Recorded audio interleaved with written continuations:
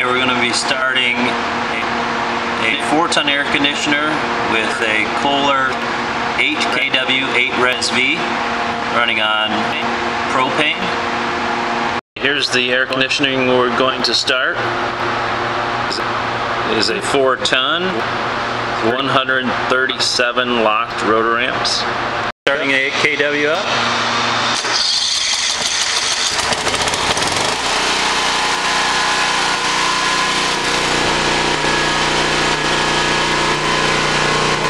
We're going to put a 4.8